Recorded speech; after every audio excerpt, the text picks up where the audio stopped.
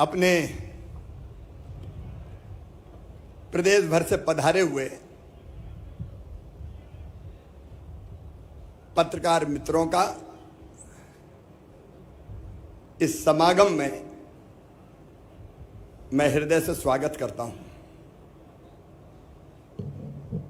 मित्रों, प्रदेश की सरकार के दो ही लक्ष्य रहे हैं। एक, मध्य प्रदेश का विकास, और दूसरा, समाज के विभिन्न वर्गों का कल्याण और अनेकों कल्याणकारी योजनाएं समाज के अलग अलग वर्गों के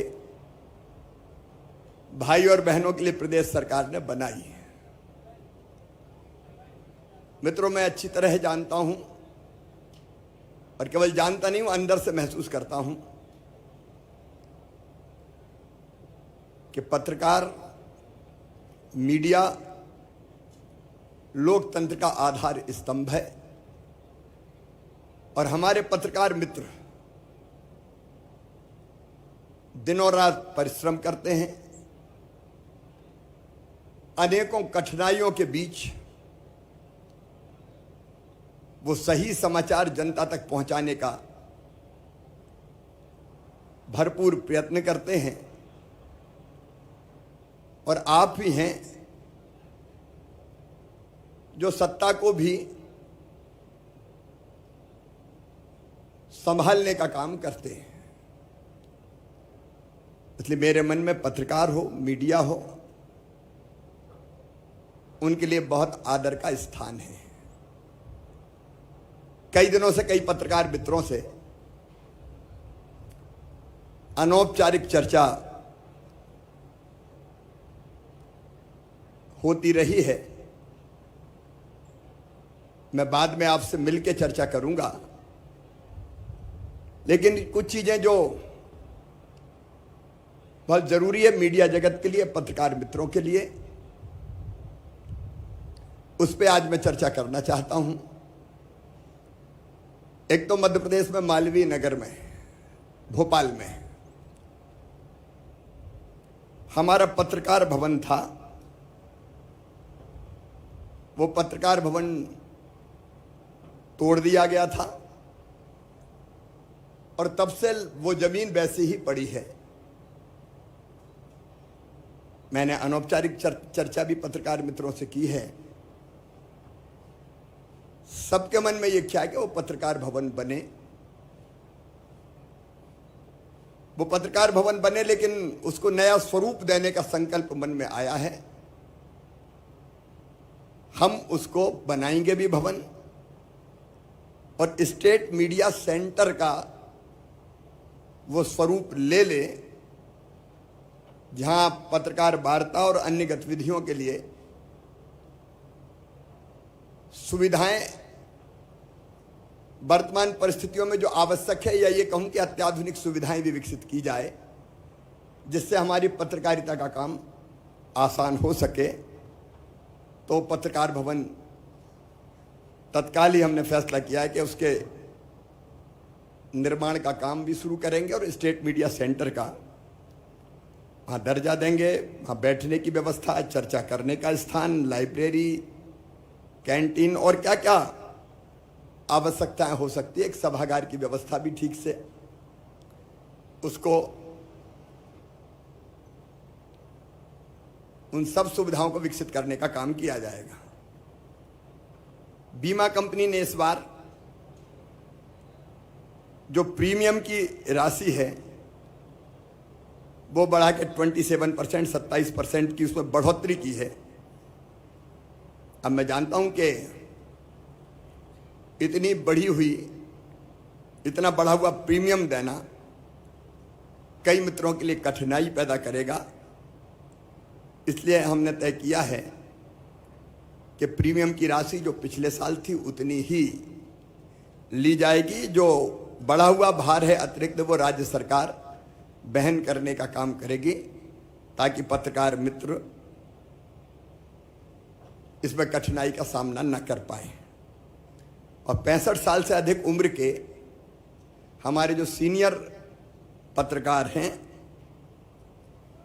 65 वर्ष से अधिक के पत्रकारों और उनके जो पार्टनर हैं, पति या पत्नी, उनका बीमा का पूरा प्रीमियम सरकार के द्वारा ही भरा जाएगा, क्योंकि जिंदगी भर पत्रकारिता के माध्यम से उन्होंने प्रदेश की, देश की, लोकतंत्र की सेवा की है।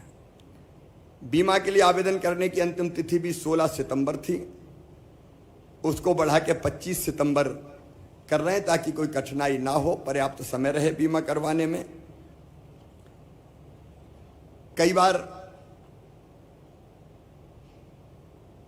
बीमारियों के कारण पत्रकार स्वयं को, भगवान ना करे वैसी स्थिति कभी आए, लेकिन हम जानते हैं कि ये संसार चक्र है। कई बार ऐसी कठिनाइयां आती हैं हमारे जीवन में, तो पत्रकारों को स्वयं और उनके आश्रितों के उपचार के लिए सामान्य बीमारियों में अभी तक आर्थिक सहायता का प्रावधान 20,000 था, उसको बढ़ा के हम लोग, क्योंकि आवश्यकता बढ़ गई है, इलाज में भी कई बार ज़्यादा पैसे खर्च करने पड़ते हैं, तो 20,000 से बढ़ा के उसको 40,000 रुपये हम कर रहे हैं, और गंभीर बीमारियों के लिए 50,000 से बढ़ा के इसको सीधे 1 लाख रुपया किया जाएगा। लेकिन और भी कोई ज़रूरत होगी तो सरकार ध्यान रखेगी। हमारे वरिष्ठ और बुजुर्ग पत्रकारों को प्रतिमाह सम्मान निधि अब तक 10,000 दी जाती थी, उसको भी बढ़ा के 20,000 रुपया किया जा रहा है, ताकि जो वरिष्ठ पत्रकार हैं उनको तकलीफ ना हो। सम्मान निधि प्राप्त करने वाले, भगवान ना करे लेकिन हम जानते हैं कि ऐसा होता ही है कि पत्रकार का अगर स्वर्गवास हो जाए तो उनके परिवार को, उनकी पत्नी को 8 लाख रुपए की सहायता की राशि एक मुश्त देने का प्रावधान कर रहे हैं। मुझे लगा पेंशन के बजाय अगर एक मुश्त राशि आएगी तो उससे बाद का जीवन आसान करने में सहायता मिलेगी। अधिमान्यता प्राप्त पत्रकारों को आवास ऋण ब्याज अनुदान योजना के अंतर्गत अधिकतम ऋण की सीमा भी 25 लाख से बढ़ा के 30 लाख रुपए की जाएगी, ताकि ठीक मकान बन सके। और किसी भी अधिमान्य पत्रकार भाई और बहन के बेटा हो या बेटी हो, उनकी शिक्षा के लिए बैंक से लोन अगर लिया जाता है तो उसके ब्याज पर भी 5% ब्याज अनुदान 5 साल तक राज्य सरकार के द्वारा वहन किया जाएगा, ताकि बच्चों की पढ़ाई की तरफ हम लोग ध्यान दे सकें।